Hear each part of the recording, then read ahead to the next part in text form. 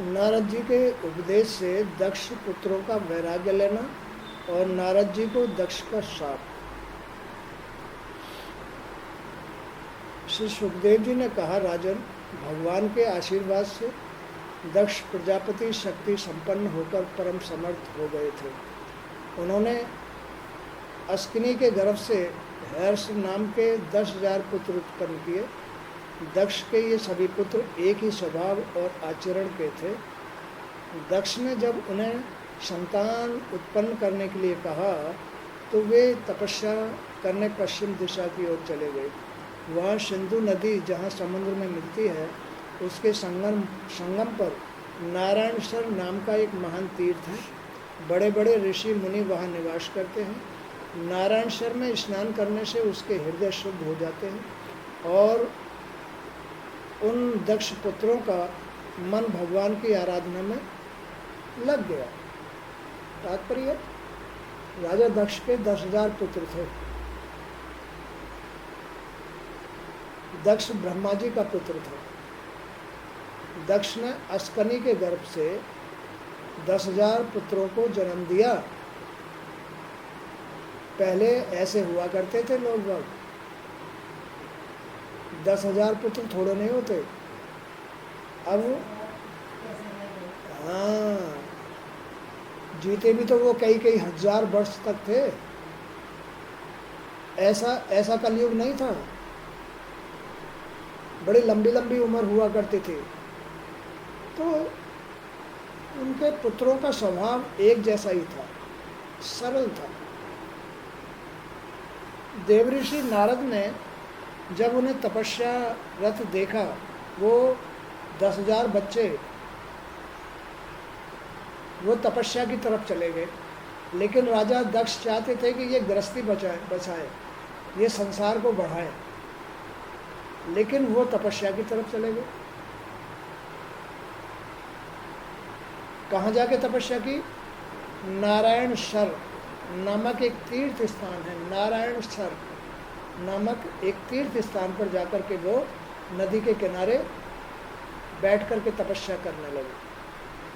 देवऋषि नारद ने जब उन्हें तपस्यारत देखा और ये जाना कि इनका मन अभी भी पिता की आज्ञा के कारण सृष्टि विकास के लिए आतुर है, नारद मुनि ने देखा कि ये आ तो गए वहाँ से, लेकिन अभी इनके मन में सांसारिकता है, अभी भी ब्याह शादी करने की, बच्चे पैदा करने की इच्छा है।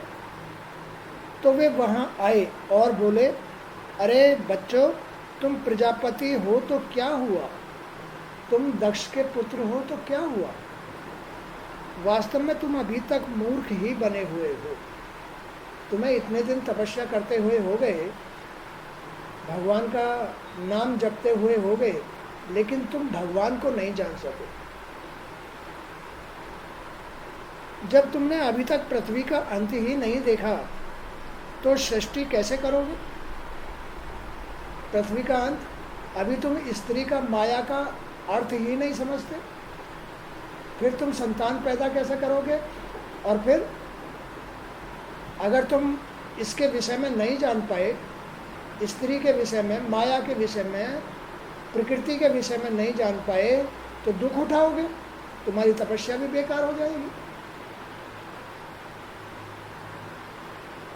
देखो, ये देश ऐसा है, देश माने ये शरीर ऐसा है, कैसा है? जिसमें एक पुरुष रहता है। ये शरीर, इसमें एक पुरुष स्त्री रहती है, इसमें पुरुष भी रहता है, इसमें एक स्त्री भी रहती है, जिसके अनेक रूप हैं। नहीं, यह एक ऐसा बिल है, ये एक ऐसा बिल है, ये शरीर ऐसा घर है, ये शरीर, ये संसार ऐसा बिल है, जिसमें एक पुरुष और एक स्त्री, एक नर एक मादा रहती है। मादा कौन है? प्रकृति। प्रकृति त्रिगुणात्मक है, माया भी है, और पुरुष आत्मा है। पुरुष कौन है? आत्मा। और प्रकृति त्रिगुणात्मक माया है। यह एक ऐसा बिल है जिसमें से बाहर निकलने का मार्ग नहीं है। ना तो जी इसमें से कहीं बाहर निकल सकता, ना स्त्री इसमें से कहीं बाहर निकल सकती है इस शरीर में से। तो ये ऐसा बिल है, भगवान ने इसको चारों तरफ से ऐसा बंद कर दिया है कि ना जी ना प्रकृति, दोनों में से कोई भी बाहर नहीं निकल सकता। ये ऐसा बिल है।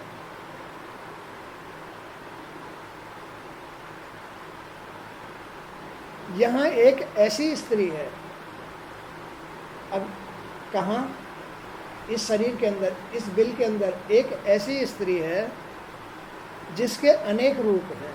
वो कौन है? बुद्धि, प्रकृति। ये प्रकृति ही बुद्धि है, ये प्रकृति ही बुद्धि है, ये स्त्री ही बुद्धि है, ये बुद्धि ही स्त्री है, ये ही माया है, ये त्रिगुणात्मक होती है, जिसके अनेक रूप हैं। जो एकमात्र यहाँ पुरुष है वह उस व्यभिचारिणी स्त्री का पति है। माने जो यहाँ पुरुष है वो उस बुद्धि का पति है, उस प्रकृति का, उस स्त्री का, जो इस बिल के अंदर पुरुष और स्त्री रहते हैं। अब वो स्त्री तो मैंने बताई बुद्धि यानी प्रकृति, ये एक ही, इसका एक ही मतलब है। एक घर के अंदर एक स्त्री माने प्रकृति माने त्रिगुणात्मक स्त्री, ये बुद्धि उसके अनुसार ही त्रिगुणात्मक होती है। तो प्रकृति में, बुद्धि में, स्त्री में कोई अंतर नहीं है, ये त्रिगुणात्मक होते हैं। इसी का नाम माया है। इसके अंदर जो पुरुष है वो इसका पति है। अब पति कौन है? आत्मा। माने कि प्रकृति, स्त्री, बुद्धि का जो पति है वो है आत्मा। चाहे पुरुष हो चाहे शरीर स्त्री हो। अब तुम कहोगे पुरुष तो पुरुष होता है और स्त्री स्त्री होती है, दोनों एक जैसे तो नहीं होते। हाँ, ये सब, ये जो रचना बनी हुई है शरीर की, ये तो संसार है, ये स्त्री नहीं है। ये शरीर स्त्री नहीं है, ये तो संसार है। दोनों की बनावट अलग अलग है, लेकिन इसमें प्रकृति पुरुष के अंदर भी है, स्त्री के अंदर भी है, पुरुष स्त्री के अंदर भी है और स्त्री के अंदर भी है। तो ये दोनों त्रिगुणात्मक हो जाते हैं। इस स्त्री के अनेक रूप हैं। जो एकमात्र यहाँ पुरुष है वह उस व्यभिचारिणी स्त्री का पति है।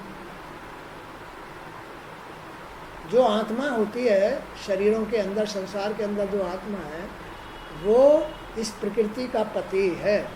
यहाँ एक ऐसी नदी है जो आगे पीछे दोनों ओर बहती है। वो कौन, क्या है? आगे पीछे कौन सी नदी बहती है? मन। मन एक ऐसी नदी है जो आगे भी बहती है, पीछे को भी बह जाती है। जो 25 पदार्थों से यहाँ एक ऐसा घर है, यहाँ एक ऐसा घर है जो 25 पदार्थों से बना है। वो क्या है? वो है ये शरीर। 2 आँख नहीं, 5 ज्ञानेंद्रिय, 5 कर्मेंद्रिय, 5 तन्मात्रा, 5 भूत, 1 मन है, अहंकार, भगवान यानी आत्मा, प्रकृति, ये सब 25 तत्व है। उससे ये शरीर बना हुआ है। यहाँ एक विचित्र हंस रहता है। कौन है वो विचित्र हंस? आत्मा। आत्मा इस शरीर के अंदर ही रहती है। यहाँ एक ऐसा चक्र है जिसमें छुरे और वज्र लगे होते हैं। वह अपने आप घूमता रहता है। वो क्या है? काल। इसके साथ एक ऐसा वज्र लगा हुआ है, ऐसा चक्र लगा हुआ है जिसमें छुरे और वज्र लगे हैं। वह अपने आप घूमता रहता है। मूर्ख हर्ष लो, जब तक तुम अपने पिता के आदेश को ठीक प्रकार से समझ नहीं लोगे और इन वस्तुओं को देख नहीं लोगे, तब तक तुम सृष्टि कैसे करोगे? तो दक्ष के पुत्र बुद्धिमान थे। वे देवऋषि नारद की पहेली को समझने का प्रयास करने लगे। नारद मुनि ने राजा दक्ष के बेटों को ये बात कही, अरे कि तुम पहले इसका अर्थ तो समझ लो, ये है क्या। ये जो शरीर है ऐसा बिल है जिसमें एक स्त्री रहती है, एक पुरुष रहता है। अब वो स्त्री कौन है? प्रकृति।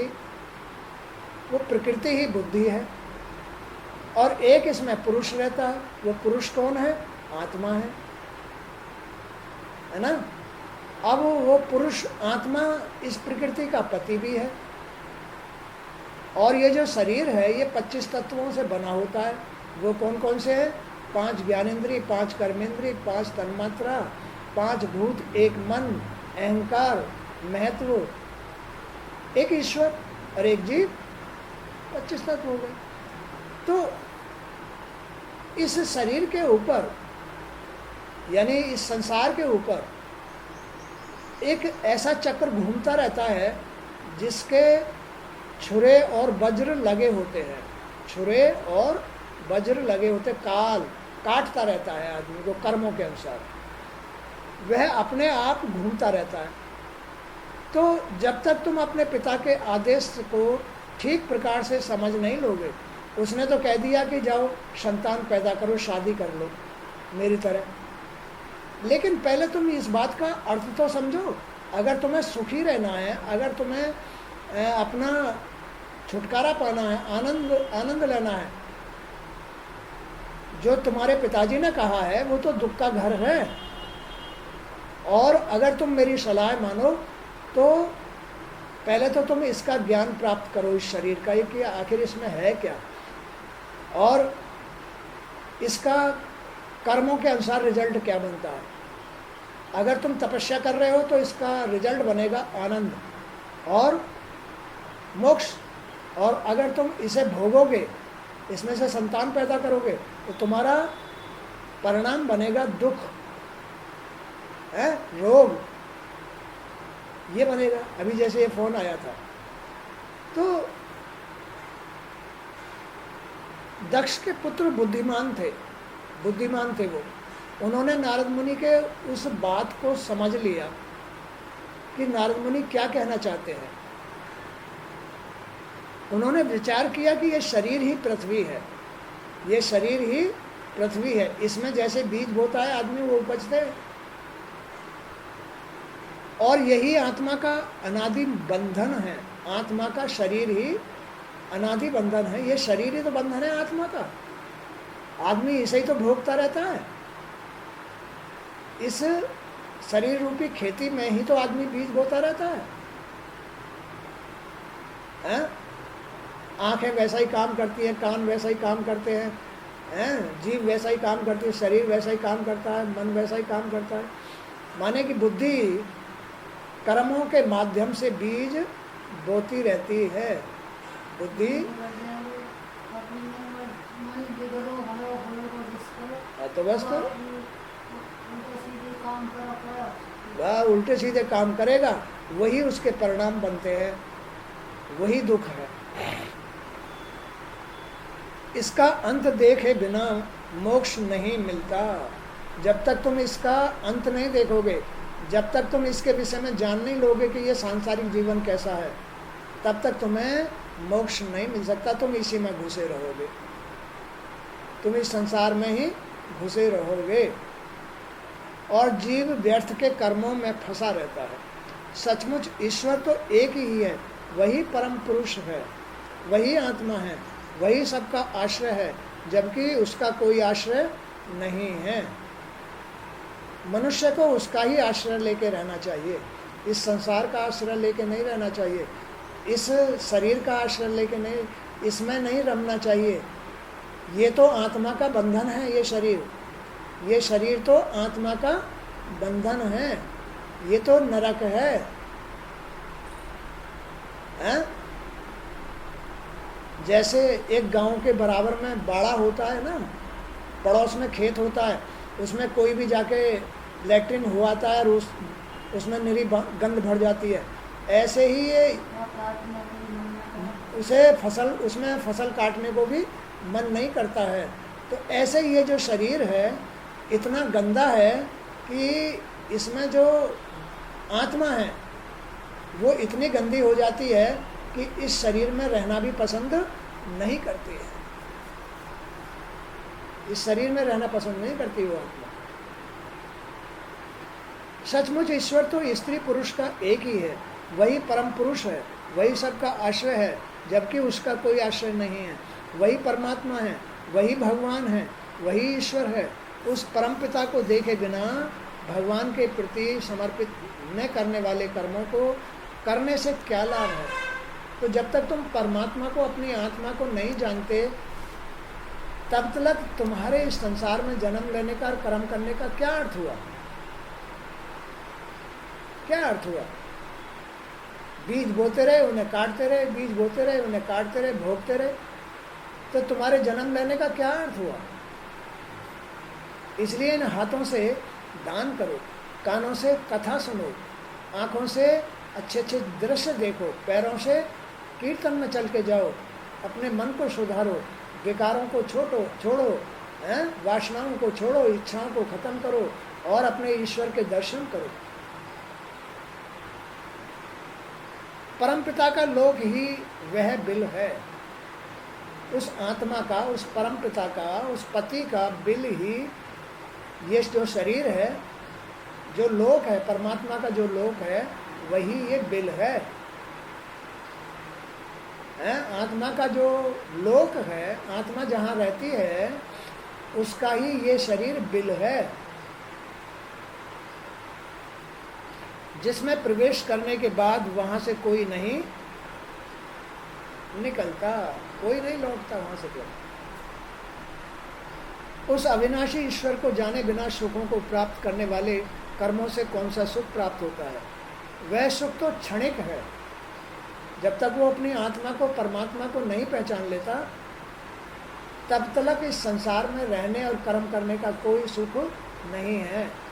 इसमें जो कर्म करेगा, बगैर परमात्मा को, आत्मा को जाने बगैर जो कर्म करता है, वो सिवा दुख के और कुछ नहीं कमाता है, नरक के कुछ नहीं कमाता है। वह सुख तो क्षणिक है। वह अपनी बुद्धि ही सत रज तम गुणों को धारण करने वाली व्यभिचारिणी स्त्री है। ये जो बुद्धि है ना आदमी की, स्त्री की या पुरुष की, यही त्रिगुणात्मक है, माने कि सतोगुणी, रजोगुणी, तमोगुणी है, और यही व्यभिचारिणी माया है। इस माया रूपी बुद्धि ही चाले काटती है। जब तक तुम्हारी बुद्धि सात्विक नहीं हुई है, जब तक तुम्हारी बुद्धि में तपस्या के लिए श्रद्धा नहीं है, तब तक ये बुद्धि तुम्हें नरक की तरफ ले जाती रहेगी। इस जीवन में इसका अंत करके ज्ञान प्राप्त किए बिना अशांति बढ़ाने वाले कर्मों को करने से क्या प्रयोजन सिद्ध होता है? यह बुद्धि ही उल्टा स्त्री के समान है। ये वैश्या है बुद्धि। क्या है ये? वैश्या। ये बुद्धि क्या है? वैश्या। वैश्या माने मायावी बुद्धि, सांसारिक बुद्धि। इसको हर वक्त विषय चाहिए। क्या चाहिए इसको? हर वक्त विषय चाहिए। हर वक्त इसे फ्री का माल चाहिए। हर वक्त इसे परपुरुषों की तरफ आसक्ति चाहिए। इसे हर वक्त ऐसी है ना बुद्धि है। तो ये स्त्री रूपी जो बुद्धि है, स्त्री रूपी जो बुद्धि है, यही त्रिगुणात्मक मायावी उल्टा स्त्री है। इसके साथ से पुरुष की स्वतंत्रता और ऐश्वर्य नष्ट हो जाता है। ऐसी स्त्री के साथ रहने से, ऐसी बुद्धि के साथ रहने से आत्मा का ऐश्वर्य, सुख, आनंद नष्ट हो जाता है। ऐसी मायावी स्त्री, ऐसी मायावी बुद्धि वाली स्त्री के साथ रहने से पुरुष का आनंद, ऐश्वर्य नष्ट हो जाता है। इसके पीछे उल्टा के पति की भांति मन न जाने कहाँ कहाँ भटकता है, पुरुष का मन। ऐसी जो बुद्धि होती है, ऐसी जो स्त्री की बुद्धि होती है, उसका मन न जाने कहाँ कहाँ भटकता है। बोलो भटकता है नहीं? उसका मन न जाने कहाँ कहाँ भटकता है। यहाँ पर माया ही दोनों और बहने वाली नदी है। ये माया अच्छाई की तरफ भी ले जाती है और बुराई की तरफ भी ले जाती है। ये बुद्धि को, ये जो बुद्धि है ये अच्छाई भी धारण कर सकती है और बुराई भी धारण कर सकती है। यही ऐसी नदी है जो दोनों तरफ को बहती है। यह सृष्टि भी करती है और प्रलय भी करा देती है। जो लोग इससे मुक्ति चाहकर इससे बाहर निकलना चाहते हैं, उनके हृदय में यह क्रोध अहंकार का सहारा लेकर और भी तीव्र गति से बहने लगती है। अब बात क्या है, ये जो बुद्धि है ना, जो त्रिगुणात्मक बुद्धि है, जो आदमी इससे बाहर निकलना चाहता है, ये उसकी बुद्धि को और तीव्र कर देती है माया, है ना, और खराब कर देती है। और जो इसी में रम के रहना चाहता है, बस वो तो है ही है। तो यहाँ यही बात की, जो लोग इससे मुक्ति चाहकर इससे बाहर निकलना चाहते हैं, उनके हृदय में ये क्रोध जगाती है। ये माया उनके हृदय में क्रोध जगाती है और अहंकार का सहारा लेकर के और भी तीव्र गति से बहने लगती है। कोई आदमी अगर वासनाओं को छोड़ना चाहे तो ये और उसमें तेजी बढ़ा देती है, बोले छोड़। संसार से निकलना चाहे तो और संसार में घुसा देती है कि ले निकल। तो ये इस प्रकार की माया है। यही बुद्धि रूपी स्त्री आत्मा की स्त्री है। आत्मा इस बुद्धि का, इस प्रकृति का, इस माया का मालिक है। और ये जो शरीर है ये आत्मा का बिल है, आत्मा का घर है। ये शरीर 25 तत्वों से बना हुआ है। इसमें रहने वाली एक आत्मा है, एक प्रकृति है। वो प्रकृति स्त्री है जिसको हम बुद्धि कहते हैं। उस बुद्धि का, इस प्रकृति का मालिक पति है, आत्मा है। और इसमें कर्मों के अनुसार जो बीज बूते हैं वही उसको भोगने पड़ते हैं। जो आदमी मायावी कर्म करता है, सांसारिक कर्म करता है, विषय वासना, है ना, तो बस वो संसार में रमा रहता है, उसको तो नरक मिलना ही मिलना है। और जो इससे अच्छे कर्म करता है, भक्ति करता है, तपस्या करता है, बस वो आनंद पाता है। और इस उल्टा स्त्री जो ये मायावी बुद्धि है, इसके साथ जो आत्मा है, जो पति है, उसे ये भटका देती है, उसका ऐश्वर्य और आनंद खत्म कर देती है। बोलो बात सही है? ऐसी है ये मायावी बुद्धि। तो आदमी को इनसे मुक्ति पाने के लिए धीरे धीरे इनसे निकलने का प्रयास करना चाहिए, तब जाकर के वो मोक्ष होता है, इस नरक से उभर पाता है। तो आज का सत्संग यहीं तक। जय श्री कृष्ण, जय श्री कृष्ण, जय वासुदेव। आपकी